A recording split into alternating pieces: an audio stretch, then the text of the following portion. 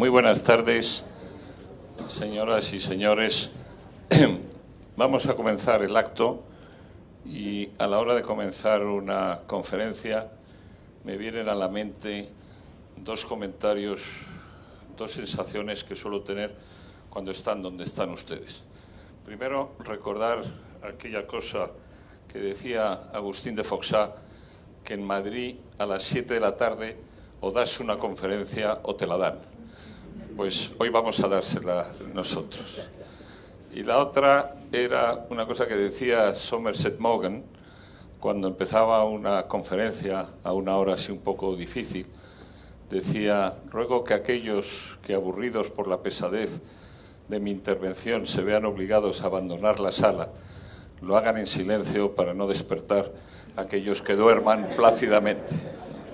Con estas dos advertencias y con la promesa de que vamos a procurar que esto sea un acto agradable y por tanto tienen prohibido todos el enrollarse, yo primero, les voy a comentar lo que vamos a hacer. Vamos a hablar sobre los españoles en Florida 500 años después de la llegada de Ponce de León, cuyo arribo a las costas de Florida, como saben ustedes, tuvo lugar en abril de 1513 y por eso estamos celebrando los 500 años de aquel acontecimiento.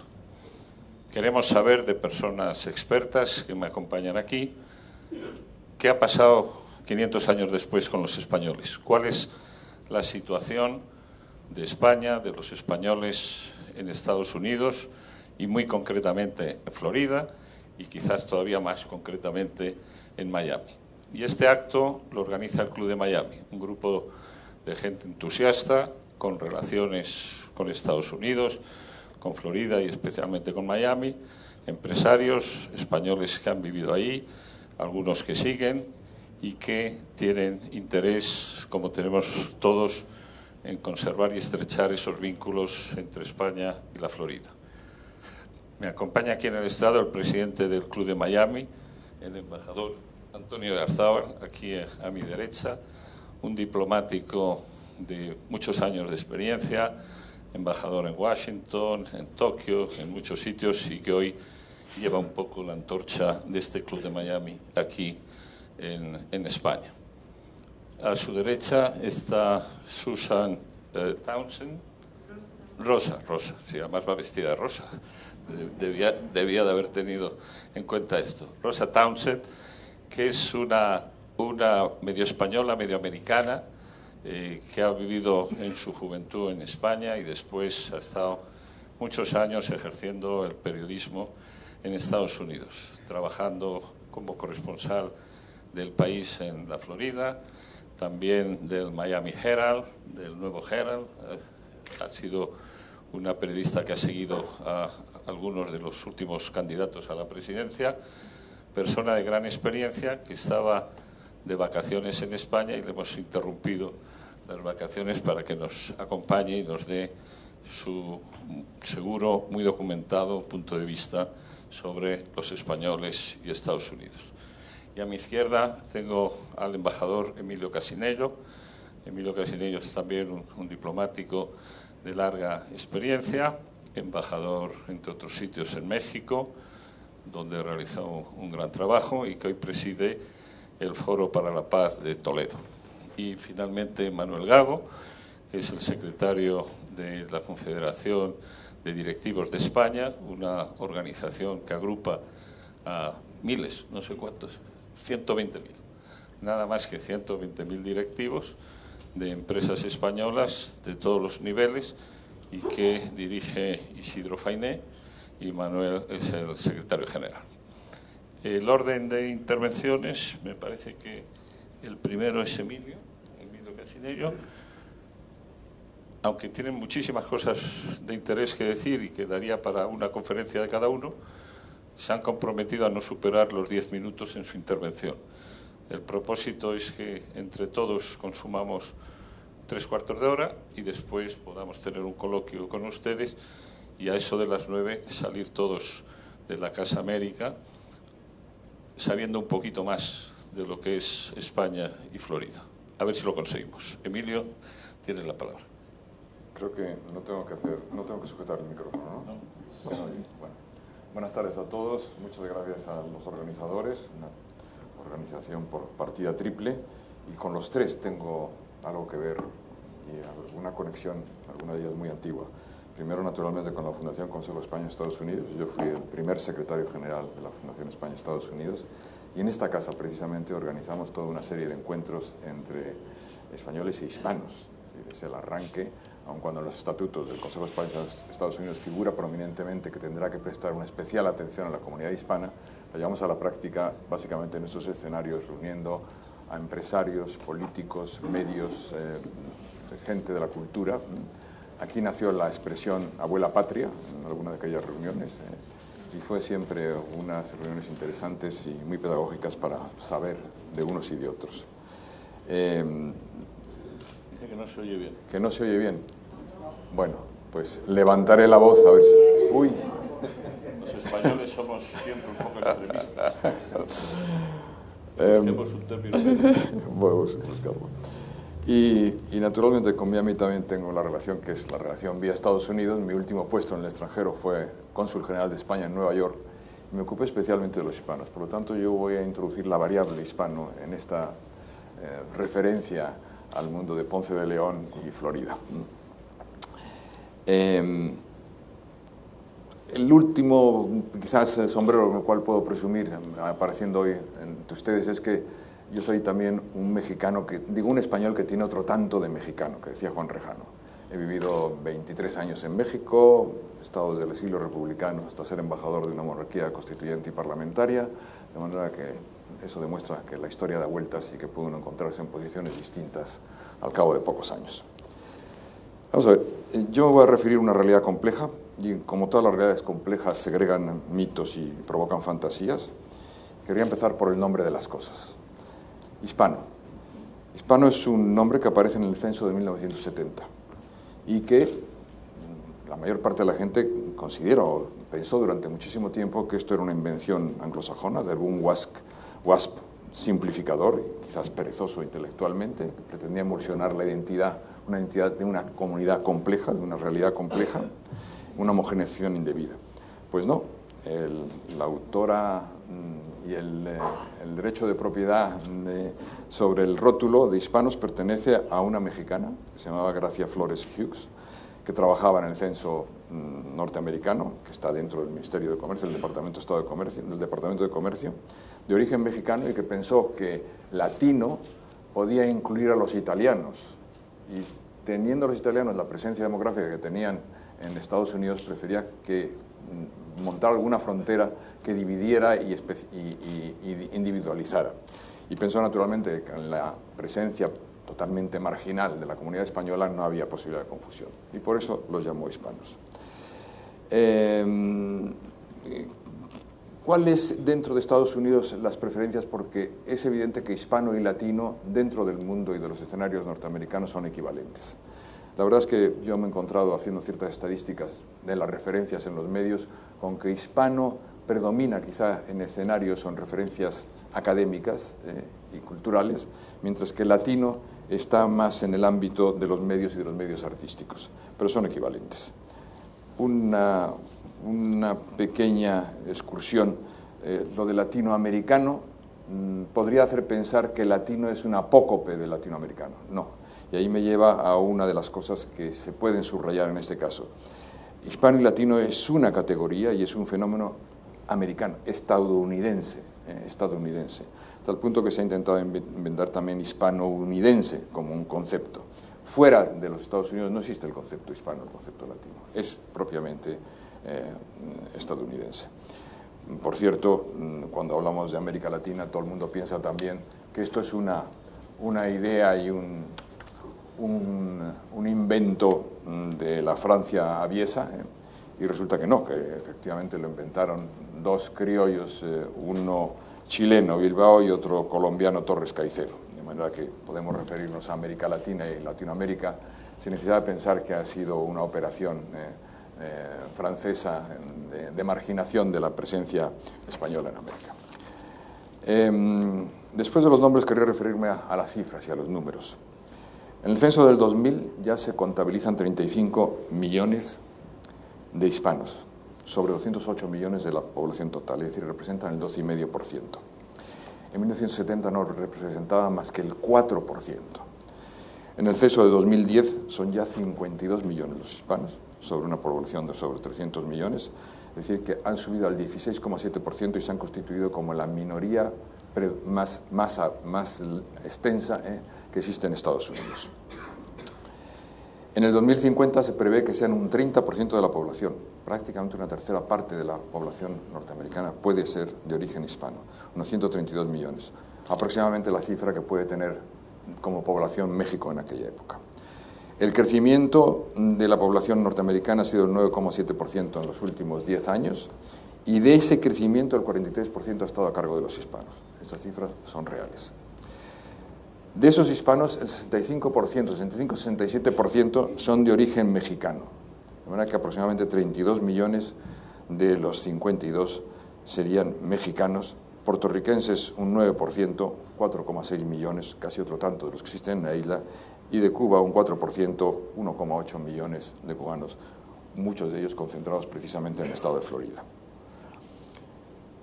Han dicho a alguien que la demografía es el destino, y desde luego hoy la demografía de los hispanos en Estados Unidos condiciona el destino de los Estados Unidos, sin lugar a dudas. Hay una masa crítica ya suficiente para pensar que puede sobrevivir por sí mismo y que es ya un elemento estable poblacional dentro de la cartografía demográfica norteamericana. Espacio-territorio. Existía la imagen de que la población hispana, la comunidad hispana, estaba toda concentrada en ciertos espacios, básicamente el oeste y el sur norteamericano. Se ha producido una enorme dispersión en los últimos años, y no solamente ya se van de California a Florida, con la importantísima presencia en Nueva York, en Nueva Jersey y naturalmente en Miami, sino que se ha esparcido por todas las latitudes, con lo cual la presencia hispana se encuentra hoy cuando se proyecta el mapa norteamericano, se encuentra con una enorme dispersión. Eso significa, por otro lado, en cuanto a los números, que las concentraciones que se han producido en algunas de las ciudades, como por ejemplo en Los Ángeles, o puede ser en California. En California, en el estado, un tercio de la población es de origen hispano, mientras que en Los Ángeles, la ciudad hispana, el 47% son hispanos. Ha llevado a cuestionar el término de minoría formalmente, es decir, ¿se pueden referir a los hispanos como minoría en una ciudad como Los Ángeles? Pues prácticamente a efectos reales no lo son. Una referencia rápida a la economía. La imagen es de una comunidad relativamente pobre o de ingresos bajos. Ahora, el poder de compra de la comunidad hispana se eleva a 1,3 billones, en este caso europeos, de dólares. Es la 14ª potencia del mundo en términos económicos, por poder de compra. Y además, el tramo de los hogares hispanos que más crece sus ingresos es aquel que tiene ingresos superiores a los $100.000 año. Dentro del total de la población norteamericana, el 18% de los hogares tienen por renta familiar más de $100.000 año. El 11% de los hispanos están en esas mismas circunstancias. Política. En las elecciones presidenciales Obama sacó cerca del 65% de los votos hispanos. Y lo que está claro de las estadísticas de las últimas elecciones es que en ningún caso un candidato a presidente con menos del 35% del voto hispano puede salir airoso de la prueba. El hecho concreto por la dispersión en que se ha producido es que en ciertos swing states, los estados que pueden provocar el cambio, la minoría hispana es absolutamente crítica. Y el voto hispano es crucial. La política migratoria hace que el Partido Republicano tenga grandes dificultades en captar el voto hispano, y eso me recuerda una referencia a ese anclaje en el Partido Demócrata. Me recuerdo una referencia que hacían a la comunidad judía, que decían que la judía era una comunidad paradójica, porque ganaban como los presbiterianos, pero votaban como los puertorriqueños, lo cual quiere decir indicativo de que los puertorriqueños votan con un porcentaje muy elevado al Partido Demócrata. Déjenme ustedes hacer unas definiciones conceptuales muy sintéticas para terminar. Ramón de la Campa definía la comunidad hispana como una comunidad postnacional involuntaria, la primera comunidad nacional postnacional involuntaria. Y, vuelvo a insistir, es un fenómeno propio, exclusivo de los Estados Unidos de América. La comunidad hispana se ha planteado o se ha proyectado como un desafío a la identidad nacional. Es relativamente falso, o prácticamente, a efectos prácticos, falso. Samuel Huntington erró el tiro allí.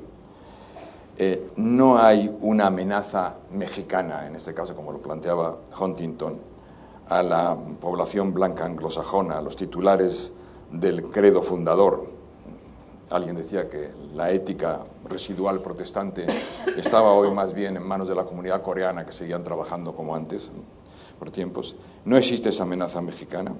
Y alguien decía que precisamente los mexicanos tenían en sí mismo, por ADN, una mezcla cultural y genética de culturas híbridas que estaban no solamente acostumbradas, sino disfrutaban de la diversidad. Y alguien también añadía, los mexicanos son para el olvido como los judíos para el recuerdo, pensando en la posibilidad de que efectivamente podían integrarse perfectamente sin problemas en la comunidad norteamericana.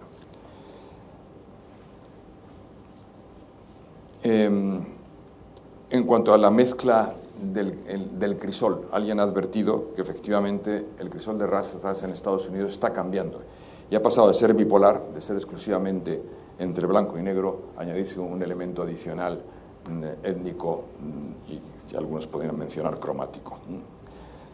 Como cementerio de idiomas, Estados Unidos se ha definido en ciertos casos como un cementerio de idiomas y a efectos prácticos en muchos lo ha sido. Pero de los 52 millones de hispanos, hay 37 millones que dominan el español como idioma nativo. En un 73% de los hogares se habla el español todavía como lengua de comunicación. Y la segunda generación, que es el tronco central que soportará la presencia hispana en Estados Unidos, en un 47% es bilingüe, y bilingüe activa en los dos idiomas. Por otro lado, además, el español como lengua extranjera va muy por delante en cuanto a estudiantes. En Estados Unidos hay 7 millones de estudiantes de la lengua española como lengua extranjera, y hay, en el fondo, un interés práctico, concreto, por el bilingüismo. Hay un soporte socioeconómico en el interés por el bilingüismo, con lo cual da la sensación, y todo el mundo llega a esa conclusión, que la sostenibilidad y la perdurabilidad está de alguna manera garantizada. Hay un fenómeno muy curioso, los hispanos que habiendo olvidado el español o teniéndolo como un idioma deficiente para expresar, vuelven ahora a reaprenderlo en función de sus intereses económicos y políticos. Una última referencia que quería hacer, la idea de que la cuarta pared, los hispanos eran una pared de contacto especialmente permeable a los intereses españoles. Sí y no. España está especialmente tiene una desventaja muy especial frente a otros países europeos en cuanto a su presencia demográfica.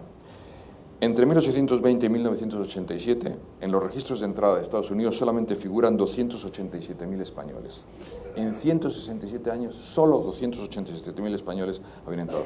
Menos que ninguno otro de los otros países de la Unión Europea. Menos que Luxemburgo, por ser más claro. Mientras que en el censo de 1980 se reconocían como descendientes de alemanes 58 millones, de irlandeses 36, de ingleses 32, de italianos 14, de franceses 10 y de polacos 9 millones. En el censo de 2000 solamente figuraban 100.135 españoles, lo cual coincide básicamente con el registro consular, entre ellos los más numerosos naturalmente Nueva York y Miami, que entre los dos tienen el 40% aproximadamente de la población española ahora mismo asentada en Estados Unidos.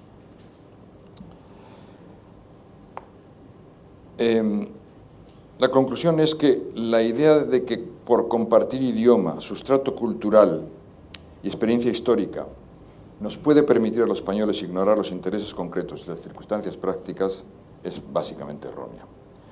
En las relaciones económicas y comerciales tenemos que convencernos de ellos. El precio, la calidad, la innovación, el servicio postventa son datos críticos que no borran los anteriores elementos, y que neutralizan los afectos y las afinidades. Es indispensable, por lo tanto, explicar dónde y cómo y en qué terrenos coinciden nuestros intereses y los de la multiforme comunidad hispana para poder operar con cierta habilidad. Termino con una cita de Luis Vives, del siglo XVII, haciendo una referencia que él hacía en aquella época de que el español trasplantado es mejor. Bueno, pues la conclusión a la cual llego yo es que los europeos, entre los españoles, los latinoamericanos como hispanos en Estados Unidos, los asiáticos cuando vengan allí, dan en Estados Unidos lo mejor de sí, en un clima estadounidense propicio al riesgo, al cambio y a la invención. Nuestro Ponce de León creo que fue un ejemplo insigne precursor de aquellas cualidades. Muchas gracias. Muchas gracias.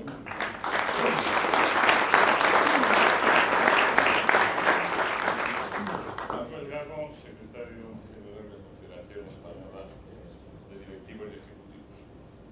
Muy bien, muy buenas tardes. En primer lugar, agradecimiento a la Fundación Consejo España, Estados Unidos, a la Casa de América y al Club de Miami de Madrid. Es un honor, una satisfacción poner en colaboración y participar en la sesión de esta tarde, fundamentalmente dirigida a los directivos, bien aquellos que quieren ir, aquellos que están y aquellos que quieren regresar. A los que quieren ir para apoyarles, ayudarles en ese proceso, en esa transición difícil. En un contacto directo y desde CEDE está abierta una plataforma permanente para poder ayudarles. A los que están, con la comunicación en CEDE la tienen. Hay una comunicación real, directa, a través de la web, a través de los boletines semanales que pueden contactar. En definitiva, conocer de nuestras actividades de una forma presencial directa gracias al mundo que representa hoy Internet. Y a los que quieren volver, para ayudarles en ese proceso del reencuentro, en relaciones, en los contactos, en volver a recuperar su posición en la realidad de nuestra actividad económica.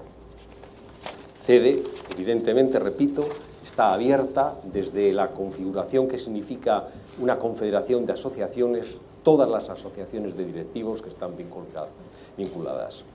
En la partida, lo importante es saber de qué vamos, por qué vamos, con qué vamos. Y hay una recomendación y es acudir al portal del Ministerio de Asuntos Exteriores y extraer un documento elaborado por Marca España en la que se hace el posicionamiento de España, claves de liderazgo, que les recomiendo lo recojan y mucho más aquellos que quieren ir. Estados Unidos reclama talento, con oportunidades laborales para perfiles cualificados en muchos sectores, en el ámbito de la sanidad, la docencia, las tecnologías, la electrónica y, evidentemente, informática, finanzas y la industria farmacéutica. Nueva York es un destino privilegiado. Si la exportación es una necesidad, la emigración es una oportunidad indispensable. Muchos de nuestros más jóvenes profesionales en estos momentos están considerándolo seriamente. La decisión de irse no es fácil, hay que prepararse, y para prepararse lo mejor es tomar muchas medidas antes de ir, desde el momento en el que se piensa ir. Ser directivo en USA, además de una oportunidad excepcional, es un gran reto que requiere una gran preparación profesional. Y al acudir, acudamos a fuentes de información, el Ministerio, el ICES, las embajadas. La Embajada de Estados Unidos en España está perfectamente, sobre todo la oficina comercial, luego haré una referencia, las escuelas de negocios, el IES, ESADE, el Instituto de Empresa, tienen preparación especial para ese momento. Y desde luego las grandes consultoras, desde KPMG, Deloitte, todas ellas, incluso si consultan la web, verán que hay información relativa a la comunicación hacia allí. Vencer sin peligro es ganar sin gloria, decía Séneca. Hay tres opciones para ir. La primera, ser enviado por la propia compañía, es la más fácil. Si la empresa le destina, es muy fácil conseguir visado, lo habitual es la visa L, y da derecho a que la esposa, si es que la acompaña, pueda trabajar allí. El requisito básico en este caso es que la persona haya estado trabajando en la empresa 12 meses en los últimos 3 años. El segundo caso es buscar empleo en una empresa. Eso requiere planteárselo desde aquí. No se puede acudir, coger un avión, aterrizar y ponerse a repartir currículums. Es obligatorio llegar con un contrato. No es fácil por las características del mercado americano. Aunque hay poco paro, hay una gran disparidad salarial y los salarios de las personas cualificadas son superiores a los de España. La tercera opción pasa por montar una propia empresa y aun cuando no está establecido un mínimo dinerario, se calcula que no debe ser inferior a los $250.000 y contratar a 5 personas. Existen diferentes tipos de visados. Hay una cosa, he preparado una documentación y por correo electrónico a aquellas personas que quieran estar interesadas se los podemos remitir. Y no quiero hacer referencia con detalle a ello si no es necesario. Trabajar en USA, lo primero es, la primera gestión, conseguir el número de la seguridad social, el Social Security Number, indispensable para cualquier cosa que se haga, para cualquier cosa, hasta para abrir una cuenta en el banco. En la contratación es muy importante tener en cuenta si se cubre o no se cubre el seguro médico y si no, hacer un seguro privado. Los costes sanitarios son, sinceramente, muy elevados. España y Estados Unidos han suscrito un convenio internacional de materia de seguridad social. Por tanto, primera opción, lo más importante, la primera consideración, el visado. Y no se puede ir de otra naturaleza, no se puede ir como turista queriendo ir a trabajar. Para conseguir lo más importante del visado es el famoso Green Card, que por cierto es blanco y rosa, y que es muy difícil de conseguir. Se puede conseguir por matrimonio, se puede conseguir también, en el caso ese del éxito, en el sorteo, hay todos los años un sorteo, le llaman la lotería, y la tercera cosa es evidentemente por la contratación de una empresa. Es caro, cuesta unos $8.000. Una cosa importante, para los que vayan, para los que estén, es indispensable tener un asesor fiscal. Evidentemente, con los temas del fisco en Estados Unidos no se juega. Si se comete cualquier equivocación, se puede pagar muy seriamente. Bien, en todo caso, en relación con España, hay un convenio fiscal internacional que se puede consultar en la web del Ministerio de Hacienda. Decidir la instancia. Bueno, es muy importante, los costes son elevados y depende de la ciudad a la que se vaya y las circunstancias. Son considerablemente elevados y no es lo mismo ir solo que ir acompañado con la esposa. Y depende de las ciudades. Hay que tener en cuenta un hecho, los costes de enseñanza. No nos sorprenda que se representen los $2.500 por niño y el resto de costes son caros. O sea, hay que tener muy en cuenta todos estos aspectos. Y a la hora de decidir el cuánto tiempo se va a estar, se recomienda entre 3 y 5 años, por aquello de encontrar un equilibrio entre la euforia primeriza y lo que sería la costumbre del arraigo. Hay que preparar el regreso, y eso forma parte casi de una estrategia pensada. Aquello de Veni, Vidi, Vici, de Julio César, y para ello hay formas. Si se van con compañía, existen procedimientos y hay compañías consultoras que se dedican a esto. En el caso concreto, una de ellas, KPMG, cuenta con un departamento especializado en esta materia. El título. El reconocimiento de título es un requisito previo y se tiene que hacer a través de alguna agencia especializada en conseguir la acreditación. Es indispensable conseguirlo. Y luego entender la cultura. Y les voy a poner un ejemplo de una referencia de cultura. ¿Qué piensan los directivos en Estados Unidos en diferencia con los targets de los directivos en Europa o en otros lugares? Y apelo al Conference Board, que en una publicación reciente comenta los 10 objetivos target. ¿Saben ustedes cuál es el más importante?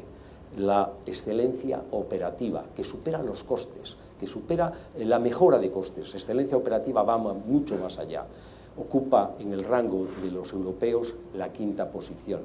En el caso de los europeos, la primera es la gestión del capital humano, la gestión del recurso humano. Bueno, en fin, lo que quiero decir es que es muy importante conocer la cultura, enterarse de partida, y hay muchos mecanismos para hacerlo.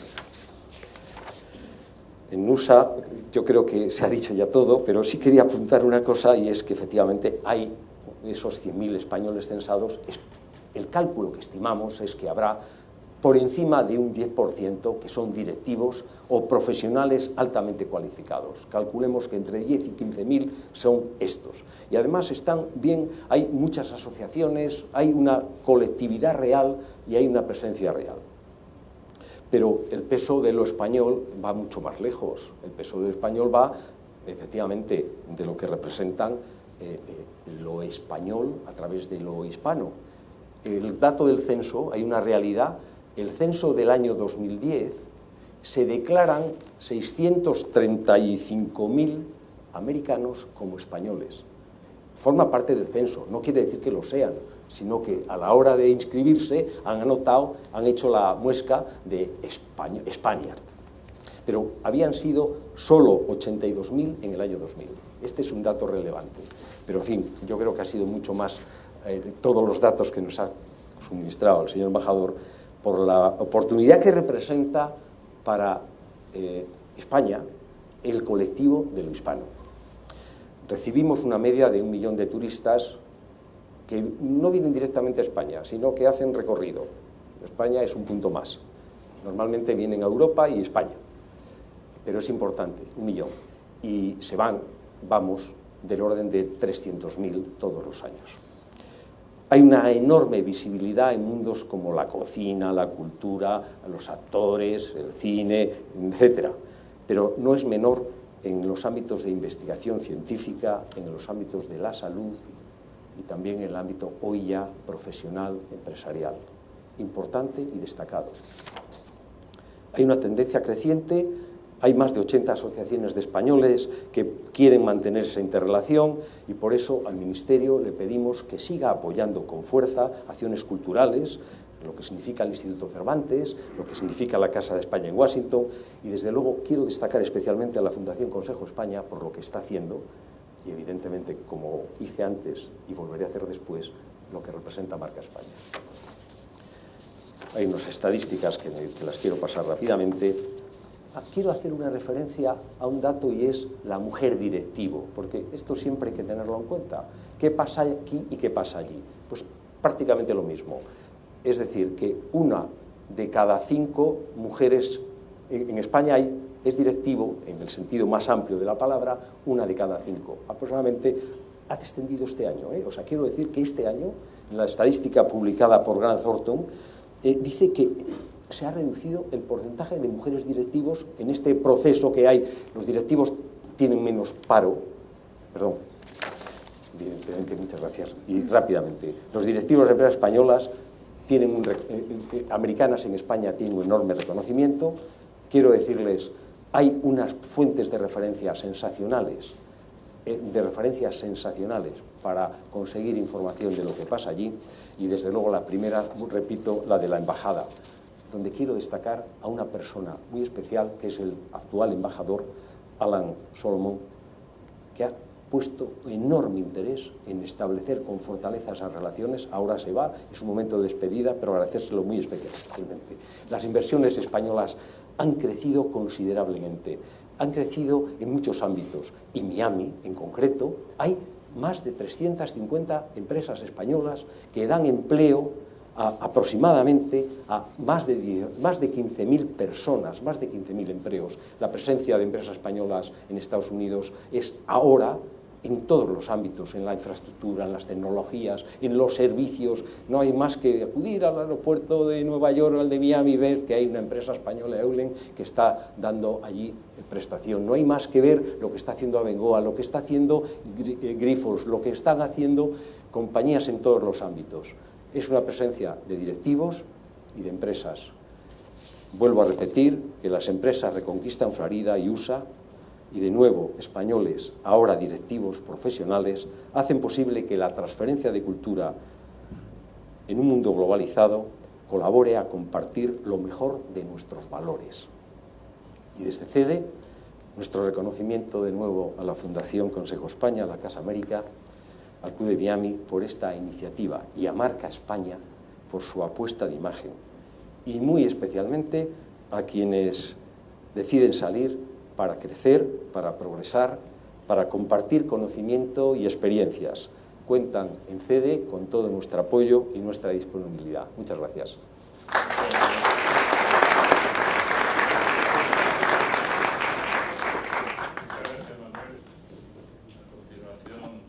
Rose Townsend, que nos va a hablar en español, en inglés, en español. Es española, Rose es madrileña. Bueno, pues buenas tardes y muchas gracias por la invitación a todos ustedes. ¿No se escucha? ¿Se escucha por esto? No. ¿No se escucha? Nada. Pues yo te los tengo. Yo lo cojo. Muy cortés, Yo lo sé. lo va a sostener. No usted que No puede ser, no. no sé, sí, no te preocupes. Yo creo que lo van a arreglar, pero bueno, puedo empezar si queréis así, ¿no? Para que se oiga mejor. Bueno, pues como decía, muy buenas tardes y muchas gracias por la invitación. Ha sido básicamente un atraco porque me avisaron anteayer y yo estoy de vacaciones. Pido disculpas porque tengo una faringitis y no puedo hablar muy bien. Pero bueno, después con estos distinguidos ponentes, yo creo que lo único que yo puedo aportar como periodista y como reportera que he sido durante más de 20 años cubriendo Estados Unidos y Florida. Creo que no lo estoy haciendo muy bien, ¿no? No. ¿Ya se oye? Ah, ok. Pues bueno, que lo que yo, como decía, ¿se oye? ¿Se oye al fondo? Sí, ok. Dicen que no. Sí. Bueno, Ahora. dificultades. ¿Quieres que lo sujete yo? Bueno, como quieras. Vale. Pues como. Muy bien. Pues decía que lo que yo puedo aportar es mi experiencia cubriendo Estados Unidos en general y Florida en particular durante más de 20 años como periodista y sobre todo en el área de la política, que es mi especialidad. Veo que aquí hay algunas personas de Miami, allí al final. Y entonces también puedo aportar la observación de la realidad durante los años que en el ejercicio de la profesión, ¿no? Durante el transcurso de la actividad profesional. El vínculo histórico que une a España y Florida está particularmente vivo en la actualidad, y no solo porque se cumple el 500 aniversario de la llegada de Ponce de León, perdón, sino porque el estado de Florida, que por cierto es la cuarta economía de Estados Unidos, es el centro de la actividad comercial y cultural española en Estados Unidos. Son realmente cerca de 400 empresas de las 600 españolas en Estados Unidos que tienen allí su sede e invierten cerca de 7.000 millones de dólares. Han creado, como decía uno de los ponentes, cerca de 18.000 puestos de trabajo. La mayoría de ellos están en Miami, que se han ido estableciendo a lo largo de los últimos 18 a 20 años, y es un fenómeno que yo me he atrevido a bautizar como el segundo desembarco español en Florida. Ha habido un crecimiento exponencial de esta nueva casta de exploradores, o sea, de los empresarios, y además es un fenómeno que se retroalimenta.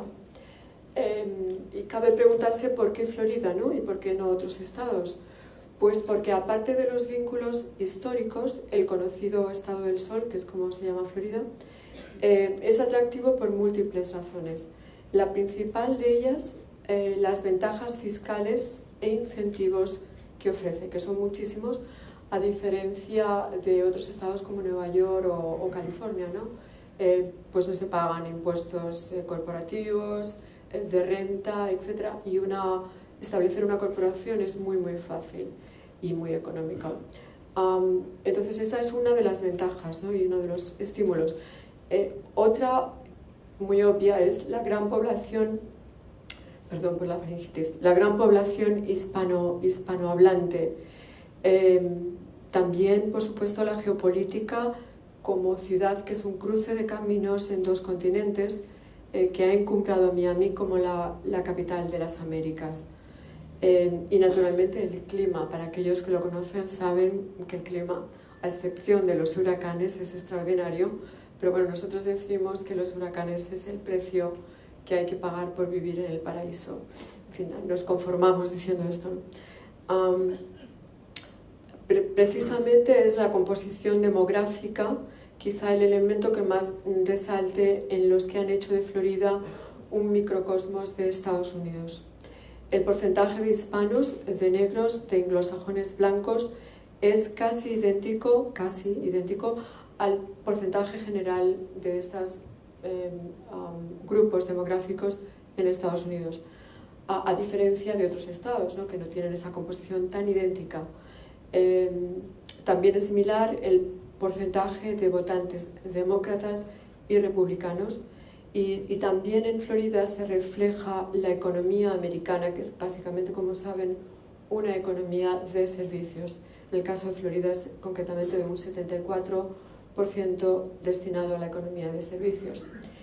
Bueno, en fin, la lista de paralelismos socioeconómico-políticos entre Estados Unidos en general y Florida en particular es larga y quizá fuera objeto de otro momento, ¿no?, de hablar. Pero el título de microcosmos de Estados Unidos ha convertido a Florida en una especie de laboratorio de ensayo, particularmente en el caso de la política. Hay un hecho incontestable, y es que no se puede llegar a la Casa Blanca sin ganar los 27 votos electorales de Florida.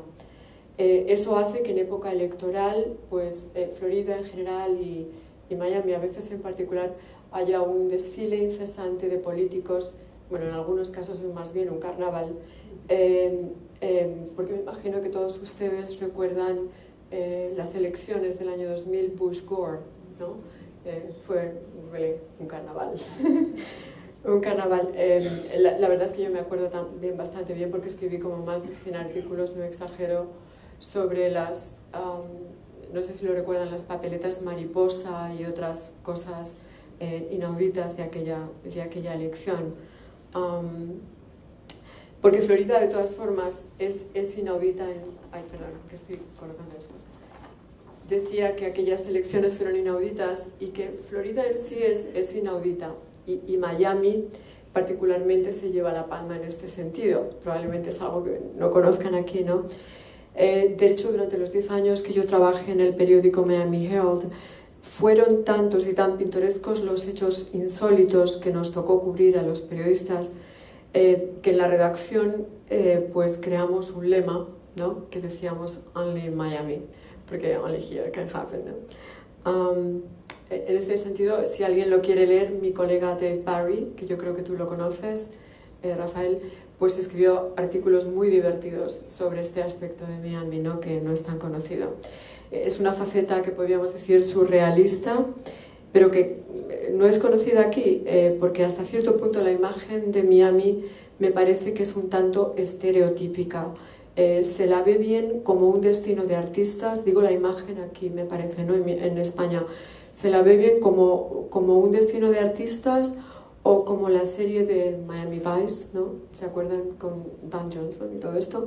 O como también como lo que es en realidad un gran centro económico financiero internacional. Pero realmente no hay un solo Miami, ¿no?, hay muchos Miamis, y bien avenidos, que es lo importante. Los muchos Miamis se debe sobre todo a la diversidad cultural y étnica.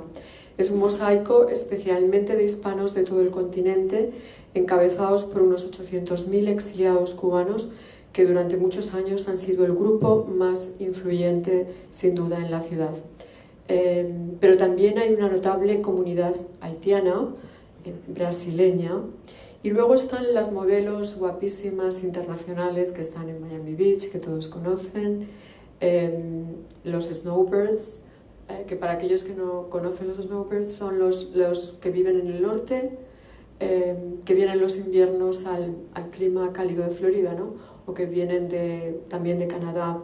Entonces tenemos, como decía, las modelos, los snowbirds, la gama de hacendados latinoamericanos que huyen de las crisis y ponen su dinero a buen recaudo en una de las más de 900 instituciones bancarias en Miami, porque Miami es el principal centro de banca internacional de Estados Unidos.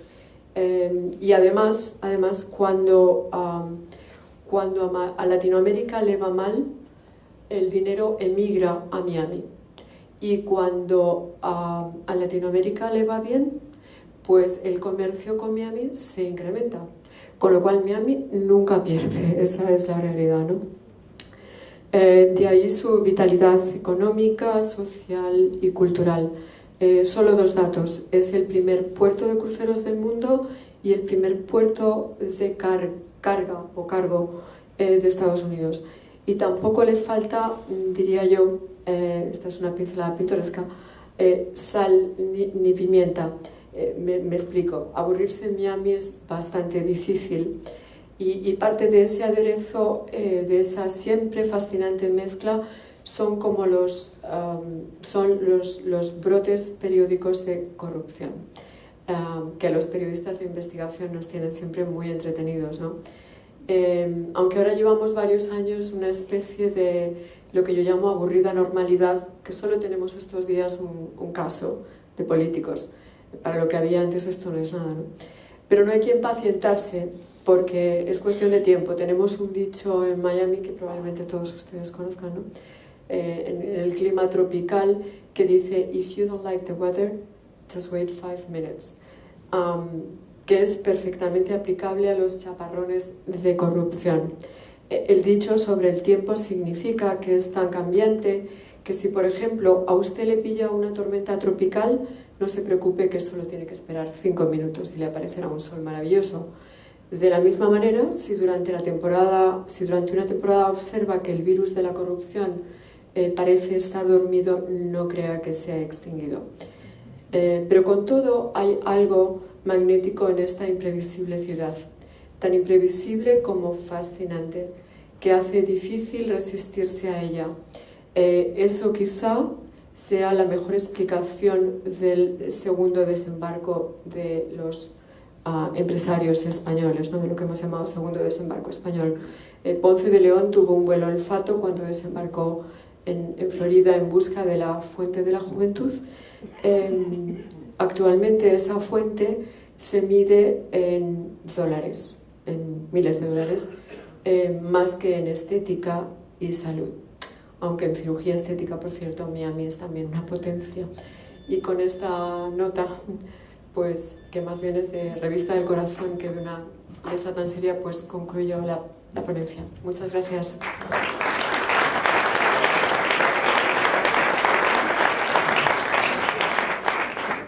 Muchas gracias, Rose. Al acabar estas reuniones siempre hay que sacar alguna conclusión, y una de las que yo saco ya es que si el secretario de Estado de Florida no le ha hecho ciudadana honoraria a Rose Townsend y le ha dado una medalla por su contribución a la promoción de Miami, se la ha ganado esta noche. Paso la palabra al embajador Oyarzábal, presidente del Club de Miami. Gracias, Carlos. Necesito... Creo que sí, pero no funciona. ¿Sí? ¿Se oye? Procuraré hablar un poco alto y así... Le voy a procurar hacer la vida fácil aquí al moderador. Siempre es el problema del tiempo. Y solamente voy a decirles a ustedes que en Japón, cuando me tocaba decir una conferencia, al fondo del salón había una señorita vestida de geisha que no hacía otra misión más que inclinarse de vez en cuando, y cuando se acercábamos más o menos a este momento se volvía y sacaba un cartel que decía 5. Lo dejaba pasar un minuto, lo cual sacaba otro que decía 4, y así llegábamos naturalmente a uno que fuese quien hablaba, terminaba la conferencia justo a tiempo.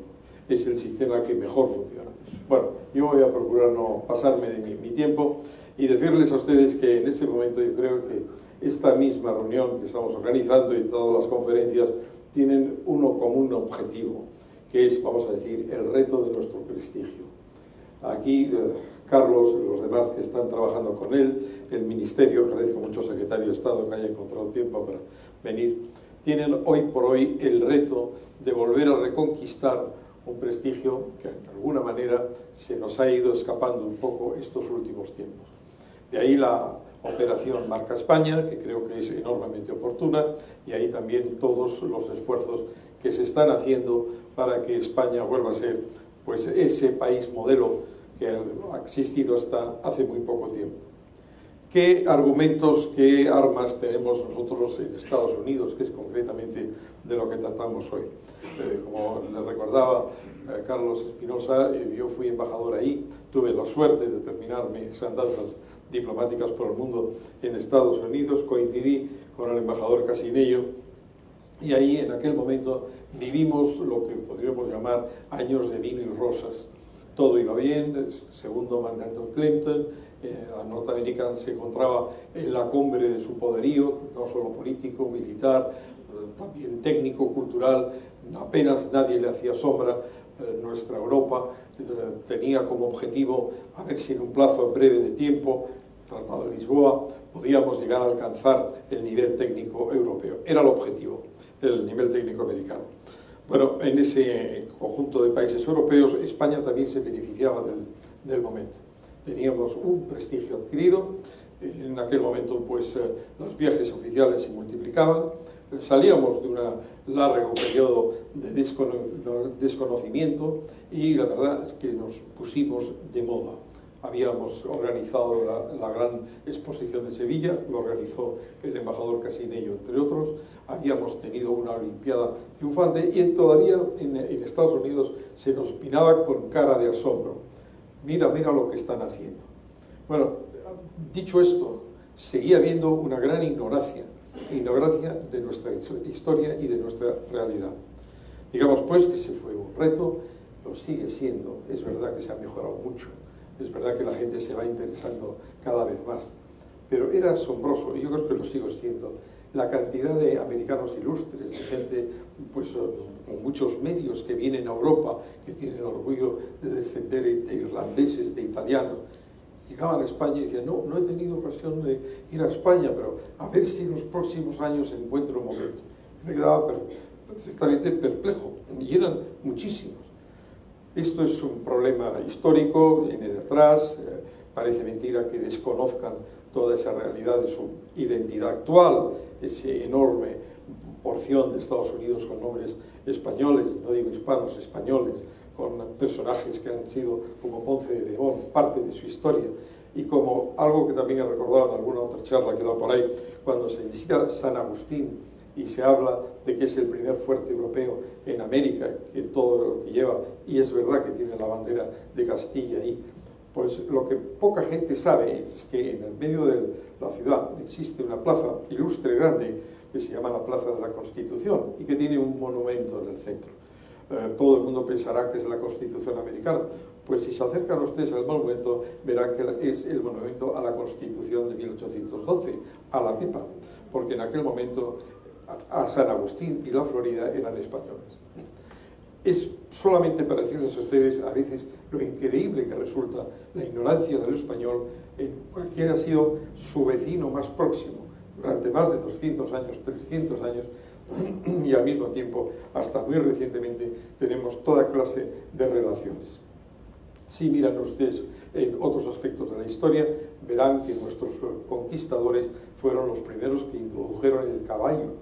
Imaginen ustedes la importancia del caballo en la cultura, no digo ya americana, de Hollywood. No hay caballo y no hay John Wayne. Por tanto, eso ahí no se sabe que fueron los españoles los que se llevaron los caballos españoles y los Mustang, que eran otra cosa que los Stallions, los caballos españoales.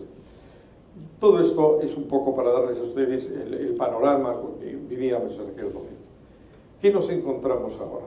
Solo han pasado, bueno, el periodo Clinton, que es el que me tocó a mí, termina el año 2000, no ha pasado apenas 13 años.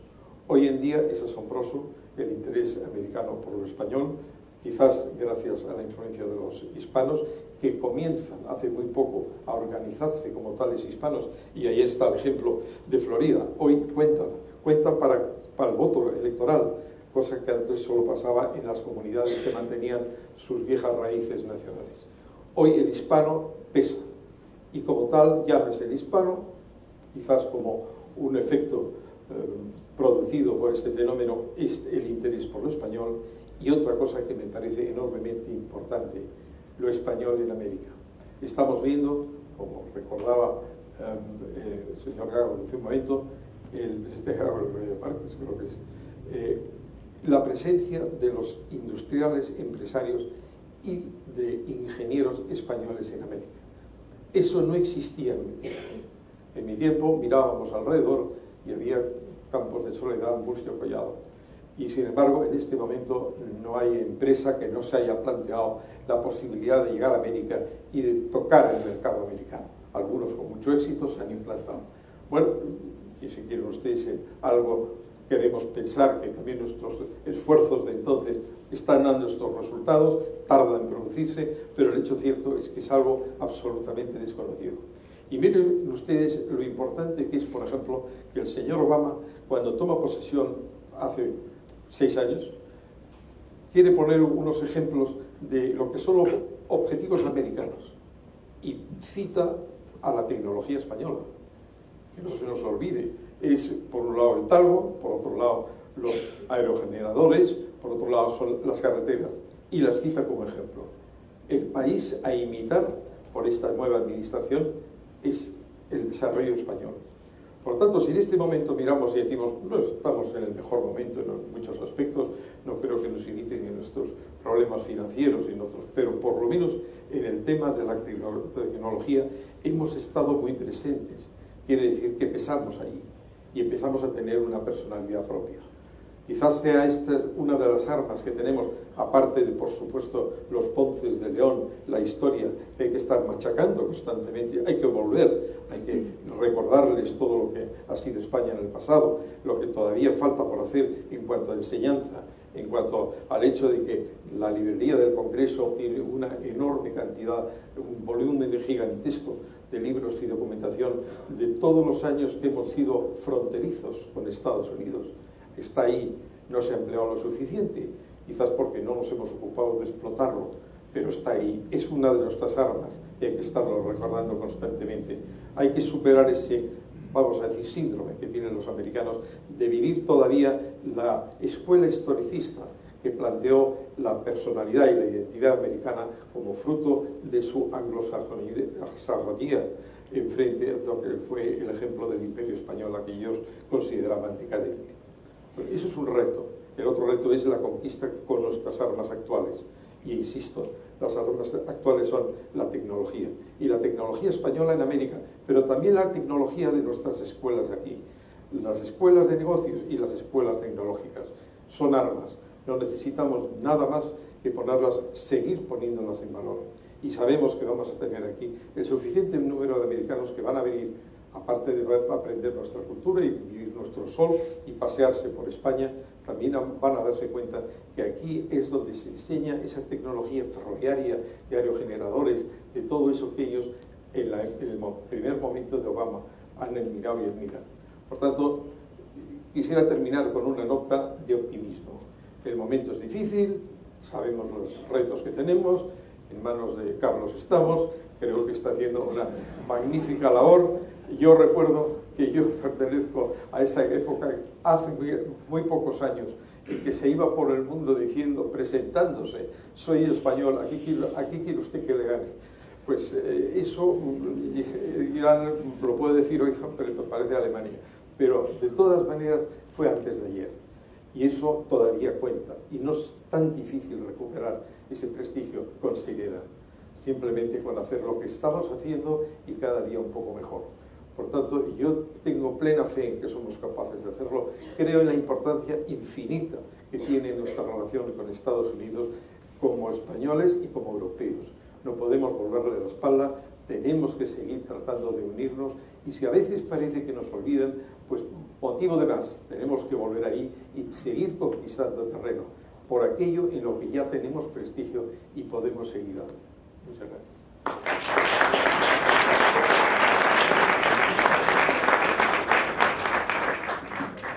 Ha habido algún momento en que he tenido la tentación de convertirme en geisha y mostrarle al embajador que el tiempo lo estaba sobrepasando, pero me ha parecido tan brillante comparto tanto lo que ha dicho Antonio Arzábal, que creo que hubieran ustedes perdido parte de su contenido. Quizá el único error ha sido el que ha tenido al final diciendo que están en mis manos. Aviados estaría... La verdad es que la relación España-Estados Unidos, y aquí hay personas más competentes para decirlo y de manera más oficial, pero está experimentando una mejoría muy notable, una mejoría que nos lleva a donde tenía que ser la relación entre dos aliados como somos España y Estados Unidos. Y dentro de esa relación, Florida tiene una relación especial, razones como las que ha explicado Rose. En este momento hay 80.000 puestos de trabajo en Estados Unidos ofrecidos por las empresas españolas que ahí están presentes. Y en algunas puntas de obra, porque hay obras muy importantes que se están haciendo, esta cifra se acerca casi a los 100.000. Es decir, es un volumen ya importante de puestos de trabajo creados por la presencia de las empresas españolas. Y el mensaje que queremos dar, aprovechando este quinto centenario de la llegada de Ponce de León y las celebraciones que vienen después para conmemorar los 300 años del nacimiento de Fray Junípero Serra y todas las misiones que van denominando con nombres españoles a todas las ciudades, desde Monterrey hasta Alaska, es el mensaje de España como país tradicional y moderno al mismo tiempo. Tradicional porque participamos en la construcción de Estados Unidos. Se refería el embajador a San Agustín. San Agustín, el año que viene, en 1514, el año que viene se celebrarán los 500 años de la fundación en 1514. Y no solo es un fuerte, sino que es el primer asentamiento urbano que se celebra, que tiene lugar en todo Estados Unidos. Y lo mismo se puede decir de los caminos que van construyendo los españoles, con el Camino Real probablemente como el más significativo, y las iglesias, y las escuelas, y las primeras plazas cívicas. Todo eso lo han hecho los españoles en Estados Unidos. Ha sido con gran ventaja sobre los demás colonizadores que llegan algunos 100 y 200 años después, los españoles. Tenemos, por tanto, un motivo de orgullo en nuestra tradición. Y lo que queremos decir es, ahora, 500 años más tarde, los españoles, y esta es la dimensión moderna de nuestro país, están presentes también en la construcción de Estados Unidos. Porque la Catedral de Los Ángeles la ha hecho un arquitecto que se llama Moneo. El centro de visitantes en la zona cero lo está haciendo Calatrava. Los edificios, dos de los edificios más significativos de Chicago los ha hecho Bofill. Y podían seguirles mencionando nombres de arquitectos y de ingenieros. Pero es que también algunas de las carreteras más importantes que se están construyendo ahora en Estados Unidos las están haciendo empresas constructoras. La unión de Brooklyn con Long Island en una obra civil muy importante la está haciendo una obra española. La obra del metro de Seattle, donde está en este momento trabajando la mayor tuneladora del mundo, abriendo paso al metro, lo está haciendo una empresa española. Eso, las plantas eléctricas, el estado de Maine está suministrado por Iberdrola en un 80% de la generación eléctrica. Todo esto que está como en gotas por todo Estados Unidos es esa contribución de España a la construcción y a la modernización de Estados Unidos ahora, en el siglo XXI. Y ahí aunamos este concepto de tradición y modernidad. Y dentro de eso, Florida, como decía antes Rose, y me parece que tú también, Manolo, pues absorbe un porcentaje muy importante, no tanto de las obras civiles, que también las ha habido en Florida, pero sí de los bancos, de las empresas establecidas, de varias cadenas de restauración, de una serie de empresas españolas que están pues aportando también en Florida pues su contribución al empleo. Prácticamente hay 20.000 españoles, 20.000 puestos de trabajo ya en las empresas españolas, y están encontrando también en Florida un sitio adecuado para realizar sus negocios. Esta concatenación de intereses españoles y norteamericanos es los que nos hace presagiar que con un paraguas político de relaciones mucho más estrechas vamos a seguir intensificando los intercambios y beneficiándonos a ambos países. La imagen de España en Estados Unidos es bastante mejor que la que tenemos en España de los españoles, la que tenemos los españoles de España, y yo creo que, siendo uno de los objetivos de nuestra política exterior como nación, también lo debería de ser de la marca España. Y en este sentido, pues reuniones como la de hoy, el trabajo que hace el Consejo España-Estados Unidos, lo que ayuda el Club de Miami y todas las entidades intermedias entre España y Estados Unidos, pues van a contribuir bastante al mejoramiento de nuestra imagen en Estados Unidos, y sobre todo la realidad de esos españoles que están, me he referido al mundo empresarial, pero podría hablarle también de los médicos que están ocupando posiciones crecientes en hospitales muy significativos en Estados Unidos, nombres como Rojas Marcos, Fuster, etcétera, o arquitectos. El decano de Harvard ahora, por ejemplo, de arquitectura es un español, o ingenieros, en esa emigración selecta, escasa, desgraciadamente escasa, pero muy selecta, que ha ido a Estados Unidos en los últimos años.